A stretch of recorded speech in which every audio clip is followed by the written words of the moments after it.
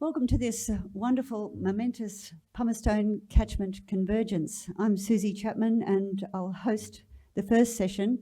And I'd like to welcome you on behalf of a very large organising group that have been meeting for the last year to bring together this 10-year review of knowledge and know-how about the magnificent Pumicestone Passage and its catchment.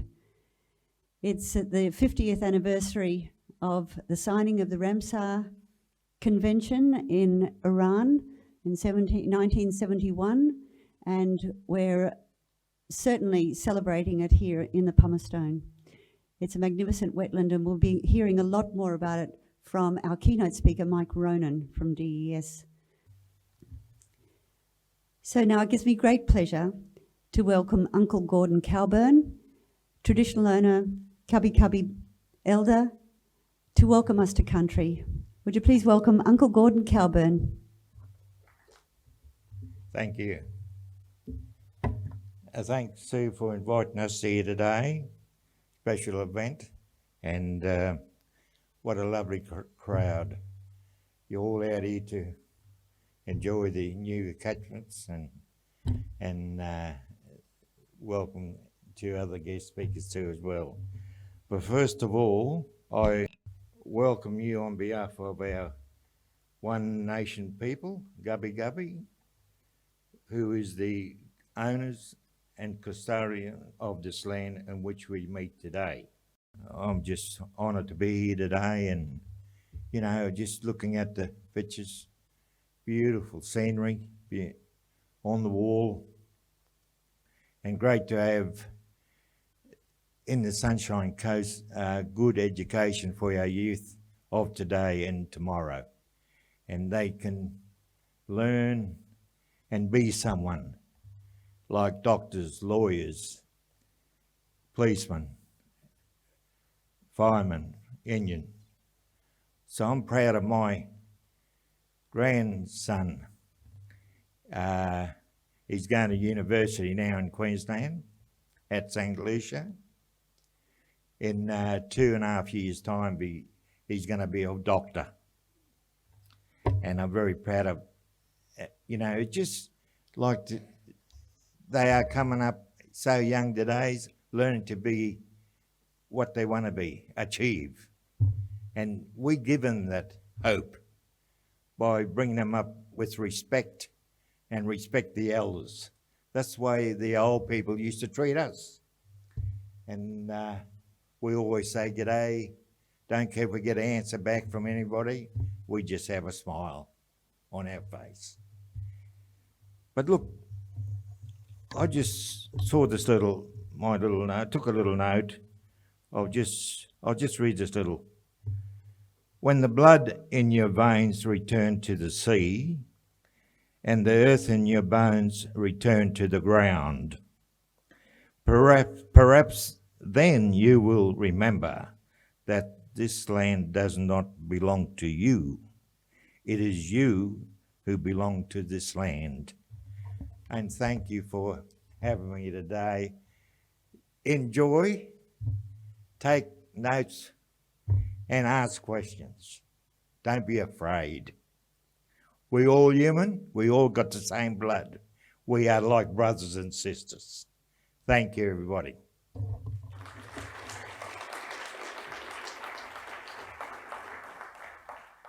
I'd like to welcome Jason Murphy, Jinnaburra representative for Acknowledgment to Country, for the Pumicestone catchment is also in Jinnaburra land.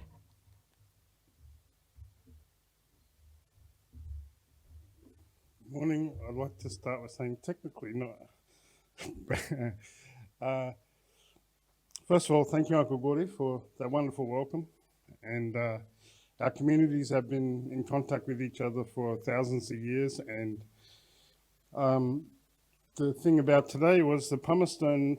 I thought, wow, man, that's a really interesting thing for us to speak about because on behalf of my ancestors and their story is that they would come meet with the Cubby, and we would come for when the tea tree was blossoming and the mullet were running, and they would share that opportunity with us.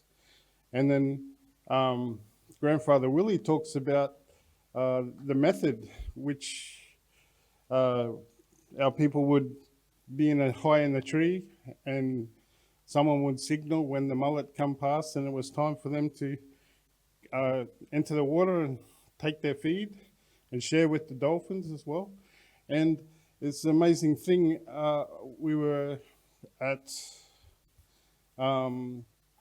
just some random event, and one of the ladies was talking to me about when her grandfather would they would have someone on the cliff, and they would reverse the trucks back in the early times to do the same thing that we have been doing for millennia. So it's really interesting that, you know, the practice hadn't differed. It just had been revolutionized through technology, you know. And the great thing about that is that's what an axe is, or a dilly bag is, or a mobile phone. They're just a tool. But the same thing has happened. It's people and experience that puts you in a position where you have something to pass on to your children and your children's children and so forth. And I just want to, on behalf of our community, thank you, Uncle, for that welcome. And just wanted to say that what you're doing here is a really wonderful thing. We need to protect that waterway. You know, it's out, you know, we're a freshwater country, but that water runs straight out into that bay. And if we don't do the right thing on our country, it's going to affect what's happening downstream and what goes out into the bay. So it's a full circle thing, a full cycle thing, and it needs to be protected, not just from that one section of the where that water is. It needs to be protected way back where that headwater is too. So have a good day. Hope you learn heaps. And now it gives me great pleasure to welcome our new Vice-Chancellor and President of the University of the Sunshine Coast, Professor Helen Bartlett. Now, Helen has a very long bio, and I'll say at this point that the programs that you have in your bags have all the biographies and abstracts, so we'll just, in the interests of time, we'll be fairly brief with our introductions. I could give you a very long one for Helen. She's a very distinguished professor. Would you please welcome Professor Helen Bartlett?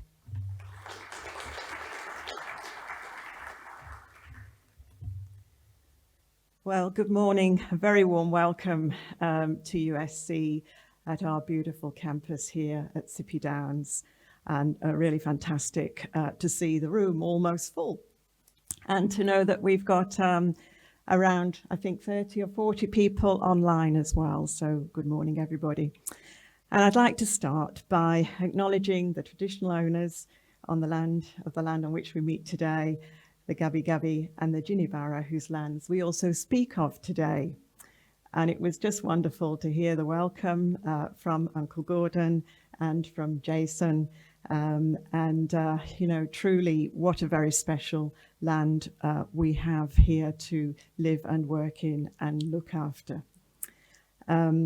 I think we have a number of other special guests joining us. I don't know if they're all here, but I should acknowledge Councillors Rick Babaraski, Terry Landsberg and Peter Cox from the Sunshine Coast Council, Councillor Brooke Savage from the Moreton Bay Regional Council, and Jason Hunt, MP member for Caloundra. I'm sure if they're not all here, they will be popping in at some point. So really great to have everybody here today. And it is good to have people assembled physically. Right, you know, I've come from Victoria, by the way, 6 months ago. And so, you know, Queenslanders are pretty lucky compared with the rough time that my colleagues and everybody's been having back in Victoria. So this is quite a treat, actually, to be having a forum like this where people can assemble physically together. But we can't take it for granted, as you know. We've become really adept at this dual delivery, you know, online and face-to-face. And I hope our people online will take advantage of the interactive facility that has been organised for the conference. Now, I understand that the organising group for this conference has been going long before I arrived. They've been working hard for about a year to bring together the very broad range of presenters. And, you know, the program is really impressive. People from, you know, many different sectors to share their knowledge and expertise in celebration of the Pumice Passage and its catchment. And I've learned such a lot myself by just simply reading the abstracts and understanding how all the multiple and complex dimensions that will be considered in the conference today. And I've had the pleasure of meeting Susie Chapman from Healthy Land and Water. And if her passion and enthusiasm for all of this is anything to go by, I think the next few days are going to be a very lively and productive and highly successful meeting. Now, I believe it's a decade since the last Pumice Science Conference. And of course, since then, there's an absolute wealth of new knowledge to think about and talk about. And it covers so many areas: marine science, climate adaptation, agricultural science, sustainable development, and more. So really so multifaceted. Just a few words about USC. A relatively young university, not yet 25 years, but really you know, paving the way for greater things, from starting out here as a small campus, now with 6 campuses up and down the coast, from Brisbane up to Fraser Coast. So it's expanded a lot in that time. And in that time, I think the university has prided itself on playing a strong role in the region. And I've met so many of the university's stakeholders, community leaders and so on, who have been tremendous supporters of the university. And we've been, as a university, of course, very keen to support, you know, the big issues and to research and teach around those big issues and big challenges. And natural resource management is, you know, right up there at the moment. So our education and our research is, you know, focused on this in so many ways. And a number of our own researchers will be presenting over the next few days. So this conference is just one example of how seriously we take our regional engagement. And it's really good to see in the program colleagues from other Queensland universities, from state and local government, our traditional owners, the special interest groups that are here, industry and developers that together are going to review the knowledge that has accumulated around the Pumice catchment, gained over the last 10 years and more, and start to identify some of the research gaps and the management actions that need to be taken. And I can't tell you how powerful, you know, such a collaboration can be in achieving action of this kind. Many of our staff and students are here today. I think some of the students are helping, so really great to see them. And, you know, some of our programs in environmental science, in animal ecology, and science itself are so popular with students. And I think particularly younger people today are getting more of an interest in looking at our natural environment.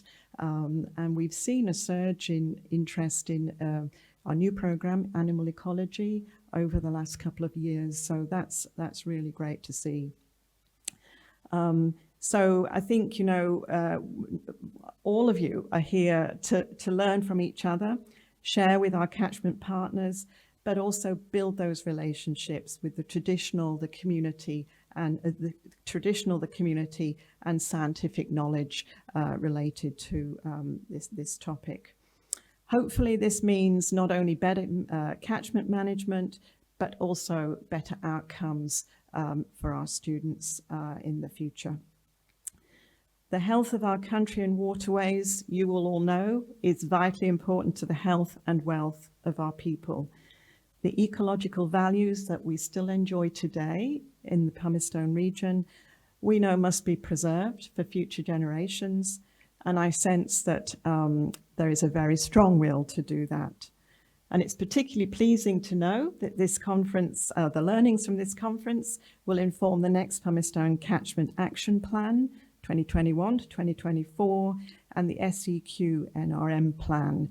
So it's always good to have a focus on outcomes from a meeting where so many of you are giving up your time to focus on this topic. So I wish you all the very best for a productive meeting. I hope you enjoy the occasion and enjoy meeting and learning from each other. Thank you all very much.